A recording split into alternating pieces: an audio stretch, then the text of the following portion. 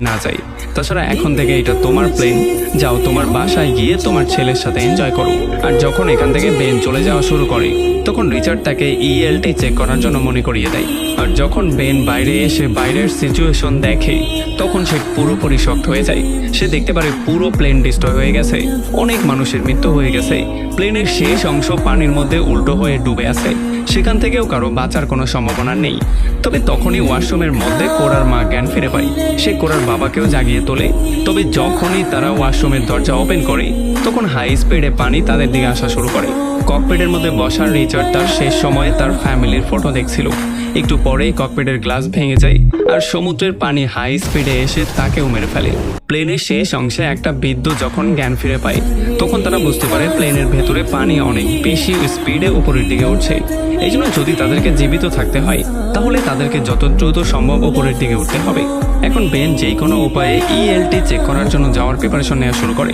আসলে প্রত্যেকটা প্লেনের ভেতরে একটা ইএলটি থাকে, যেটাকে ইমার্জেন্সি লোকেটর ট্রান্সমিটার বলা হয়, যেটা প্লেনের লোকেশনের সিগন্যাল কিছু সময় পর পর সেন্ড করে। এই জন্য অ্যাক্সিডেন্টের জন্য এটা অটোমেটিকলি অ্যাক্টিভ হয়েছে কি না এই বিষয়টা চেক করার জন্য এখন বেনকে এখান থেকে যেতে হবে, কারণ বর্তমানে প্লেনের মাঝখানের অংশে সেই জিনিসটা আছে। তবে যেহেতু এটা তাদের থেকে অনেকটা দূরে আছে এই জন্য বেনকে সমুদ্রের সাঁতরে সেই পর্যন্ত যেতে হবে। তবে এইটা শোনার পরে বেনি তাকে স্পষ্ট করে বলে যে আমি একজন প্রফেশনাল সুইমার ছিলাম, সো আমি সেই পর্যন্ত সাঁতরে যেতে পারবো, আপনার জন্য এখানে থাকাটাই উত্তম হবে। তবে কোরাও তার সঙ্গে যাওয়ার জন্য জেদ করা শুরু করে, কিন্তু নেলি তাকে বুঝিয়ে বলে যে আমি যাব আর ফিরে আসবো, তুমি ততক্ষণ এখানে থেকে আমার জুতোগুলোর খেয়াল রাখো। এরপরে যখনই বেনি সমুদ্রের মধ্যে লাফ দেয় তখনই কোরা দূর থেকে একটা শার্ক দেখতে পারে। এই জন্য সে চিৎকার করে করে পেনিকে সতর্ক করার চেষ্টা করে, কিন্তু সে তার কোনো কথাই শুনতে পাচ্ছিল না। এই জন্য বেন দ্রুত ক্রাফট বের করে সেইটার মাধ্যমে কোরাকে নিয়ে পেনের দিকে যাওয়া শুরু করে।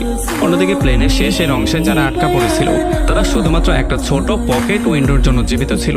যদি এটা তারা খুলে ফেলতো তাহলে তাদের প্রত্যেকের মৃত্যু হয়ে যেত। পেনি যখন সমুদ্রের মধ্যে সাঁতরে সামনের দিকে যাচ্ছিল তখন সে কোরার আওয়াজ তো শুনতে পারে, কিন্তু কোরা কি বলছে সেটা শুনতে পারে না। তখনই শার্ক তার খুবই কাছাকাছি চলে আসে।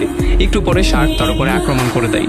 যদিও বেন সর্বোচ্চ চেষ্টা করছিল তাকে সেভ করার, তাকে টেনে নৌকাতে তুলে ফেলার, কিন্তু তাতেও কোনো কাজ হয় না। শার্ক তাকে টেনে নিচে নিয়ে যায়। এরপরে শার্ক তাদের নৌকার উপরে আক্রমণ করে, কিন্তু বেন কোনো রকমে তাকে পিটিয়ে দূরে সরিয়ে দেয়। প্লেনের ভেতরের অংশে থাকা সমস্ত লোকজন এক পাশে চলে আসে। যেহেতু ওজন এক পাশে হয়ে গেছে এই জন্য প্লেনের অংশটা কিছুটা একদিকে ঝুঁকে পড়ে। এই জন্য ব্যালেন্স নষ্ট হয়ে একটা মহিলা সমুদ্রের মধ্যে পড়ে যায়। যদিও সে কোনো রকমে নিজেকে আবারও সেভ করে প্লেনে উঠিয়ে ফেলে। প্লেনের নিচের অংশে আটকা পড়া এয়ার